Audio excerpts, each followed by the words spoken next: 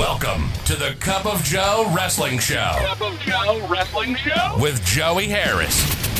A podcast for the wrestling fan on the go. So take your favorite beverage of choice and join Joey as he takes a look at some of the biggest shows on the WWE Network.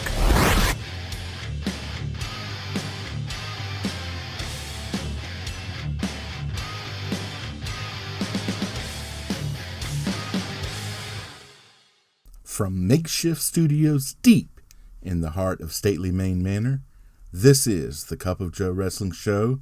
I am your host, Joey Harris. Folks, I hope that you are having a great week. We are in October, and it feels good. The weather is getting cooler. It is crisp outside. The leaves are changing colors. My favorite time of the year. My wife is still in summer mode. She is just insistent. We went camping this past weekend, and boy, let me tell you, it was cold. But she's like one of those people, no, everything is fine. Everything is fine. It's not cold, until she finally had to admit, yes, it was cold. I have sleep apnea, and we bought this portable battery just for sleep apnea CPAP machines. And it was so cold, it went from 100 to 0 in 2 hours. So most of the night, I'm just miserable without my machine. Snoring and wake up constantly and just can't get comfortable and all of that. She's like, why don't you finally go sleep in the truck at 5 in the morning, when I'm like, I'm done. It had also rained off and on during the night, and I was just done. And I would say that maybe I should just send subliminal messages through this show, but my wife doesn't listen to this show. I would be kidding myself if I thought that she was listening to this show.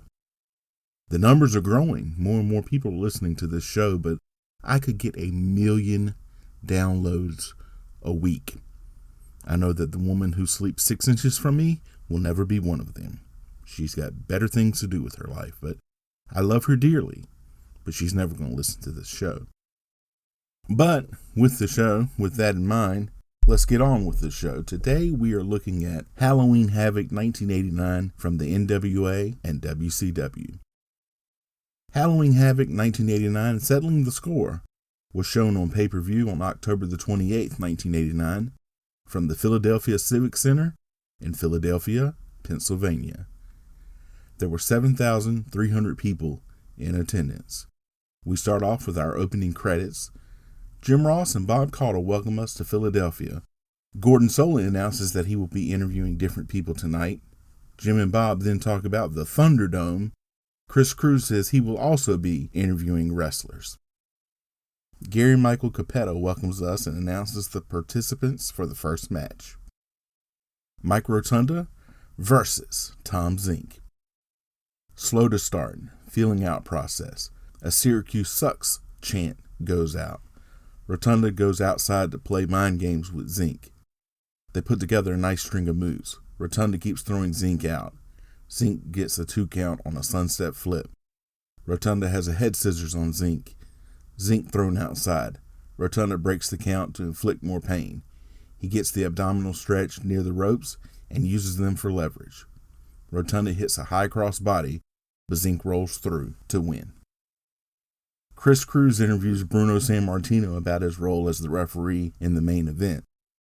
He says his role is to be the mediator as a ref and to stop it when the towel for one team is thrown. I bet Chris Cruz loved this, man. Bruno Sammartino is his idol, and he will tell you that relentlessly online if you decide to follow him. I do not, and if he knew that I was talking about him, he can just sense it. But he doesn't listen to this show either. He would probably call a athletic commission on me, like he's done on AEW and the like in the past. And folks, make no mistake about it, he's not doing this for the betterment of the wrestlers. He's doing this for the betterment of Chris Cruz. Like I said, doesn't listen to the show. So, I don't really care. 6-man tag team match. The Midnight Express, Stan Lane and Bobby Eaton, and Steve Williams with Jim Cornette versus the Samoan SWAT team, Samu and Fatu, and the Samoan Savage with the Big Kahuna, Sir Oliver Humperdinck. Humperdinck is the new Samoan manager replacing Paul E. Dangerously, who was fired by the SST at the last Clash and fired by WCW 2 days later after he incurred the wrath of Booker Ric Flair over an interview he did. Ross says Humperdinck is a long way from Wall Street, throwing some subtle shade towards the area. Ross then talks about the Midnight Express's success in Philadelphia since they won the World Tag Team title there the year prior. He then covers the greatest hits of Williams' college career, so if you're drinking at home, you can take a shot. Lane takes on the Samoan Savage. The faces have the early advantage. The teams then go back and forth. Williams cleans house and the fans love it. The Samoans take over. The crowd only seem to be into it when Williams comes in. The Samoans throw Eaton out and injure him on the guardrail. It breaks down outside. Eaton continued to be punished back in the ring. The heels can't get the 3 count though. Eaton gets the knees up when the Savage goes for the splash. Williams tagged in and does some damage. Lane then comes in. It all breaks down. All 6 go at it. Humperdinck climbs up on the ropes, and Cornette climbs up too and hits him with the racket. Lane is then pushed into Cornette and hits the racket, and then Savage pins Lane. Gordon Solie talks to Gary Hart and Terry Funk. They say there is no quit in the JTEX Corporation. The Cuban Assassin versus Tommy Rich. Assassin jumps Rich to start. Rich comes back. Tommy Rich sucks chant goes out. We are in Philadelphia, folks. Cole and Ross talk a lot about Cuba. They plug Starrcade during the match. Rich wins with the Thez press. Gordon Solie talks to the Fabulous Freebirds. They say they are always overlooked, but they are still the champions. NWA World Tag Team Championship match. The Fabulous Freebirds, Jimmy Garvin and Michael Hayes, versus the Dynamic Dudes, Shane Douglas and Johnny Ace, with Jim Cornette. The Freebirds don't have the belts when they come out. The Dynamic Dudes look good in this match. The Freebirds selling big time. Freebird chant goes out. Even JR has to acknowledge it. Johnny Ace hits both Freebirds with a headlock leg scissors combo, and the crowd boos. A "You suck" chant goes out at Johnny Ace. Hayes hits Ace with the right hand from the apron, and the crowd cheers.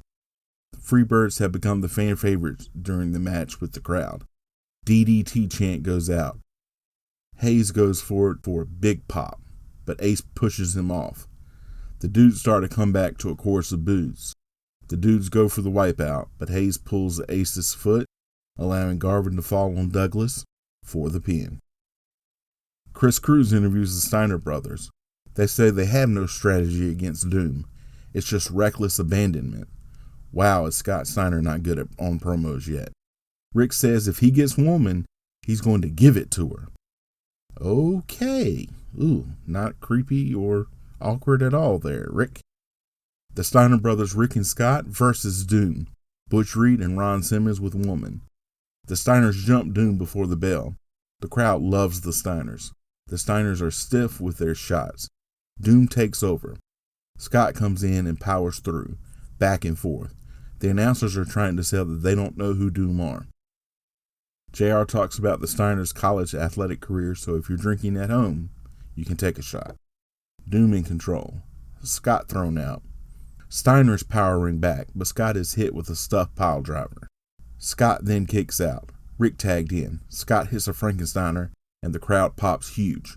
The referee is distracted, and a woman sneaks up and puts something in Reed's mask, who then hits Rick and pins him.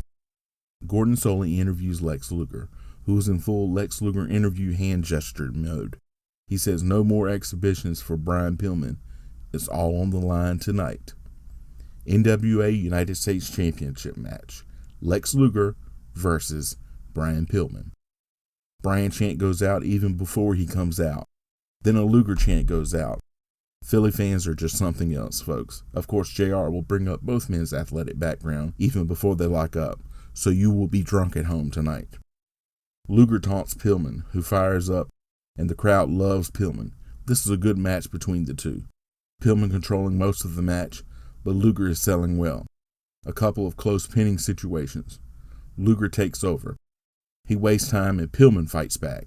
Luger misses a clothesline and goes outside. Crowd is behind Pillman all the way. They want a new champion. Luger hits a quick hot shot, though, and pins Pillman. Chris Cruz interviews the Road Warriors. They say people build skyscrapers and people tear them down. The Skyscrapers, Dan Spivey and Sid Vicious with Theodore R. Long versus the Road Warriors Hawking Animal with Paul Ellering. The crowd may like the Skyscrapers, especially Vicious, but they love the Road Warriors. This is a pure power match. The Road Warriors use double team quick hits on Vicious, who no-sells it. Hawk and Vicious just beat each other. Road Warriors do quick tags. Both Skyscrapers beat down Hawk. Hawk starts to fight back. Animal tagged in. It breaks down. Spivey hits Hawk with Long's big key that he carries for the disqualification. Hawk gets the key and clears the ring. Chris Cruz interviews Ric Flair, Sting, and Ole Anderson, who's the designated Terminator for the main event. Anderson said he won't throw the towel in. Flair says this is the big time, and he and Sting stand together. Gary Michael Capetta introduces special guest referee Bruno Sammartino, who gets a nice pop. Thunderdome cage match main event. The Great Muta and Terry Funk with Gary Hart versus Ric Flair and Sting with Ole Anderson. Anderson and Hart are the designated Terminators, who are the only ones who can stop the match by throwing the towel in. Part of the wrappings at the top of the cage catches fire, and Muta sprays his mist to put it out. Flair and Funk go at it. Funk thrown on the floor. Sting runs Funk into the cage. Flair hits Funk and Muta. JR again throws shade by saying Sting has progressed more than his former partner in the Blade Runners, the Ultimate Warrior. Sting tries to push Muta through the cage. Flair opens up the chop house on Funk. Flair and Funk battle on the cage. Muta and Sting also fighting on the cage. Muta gets shocked.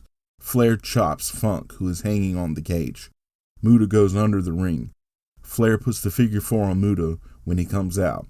Funk tries to tie Sting to the cage. Muta puts Flair in a grapevine face lock hold. He and Funk do a stuffed piledriver on Flair. Sting hits Funk with a shoulder tackle from the cage. Flair puts Funk in the figure 4. Sting hits him with a couple of splashes. Muta tries to chop Sammartino, who then punches Muta. Hart climbs up, but Anderson hits him and Hart's towel goes flying into the ring, and Sammartino calls for the match to end, and the faces win. The announcers explain what has happened. Bob Caudle surmises that things aren't over between Flair and Funk. The announcers then review the night and push Starrcade again before signing off from Philadelphia. Hey folks, if you like the show, please leave a review in iTunes, Apple Podcasts, or your podcast platform of choice. There are a number of ways that you can contact me. You can follow the show's Twitter at cupofjoepod. You can email the show at cupofjoewrestlingshow@gmail.com. You can follow me on Facebook, Twitter, and Instagram at @TheJoeyHarris. Thank you for joining me this week. This is Joey Harris saying so long from Stately, Maine Manor. The Cup of Joe Wrestling Show is a production of Baby Kangaroo Media.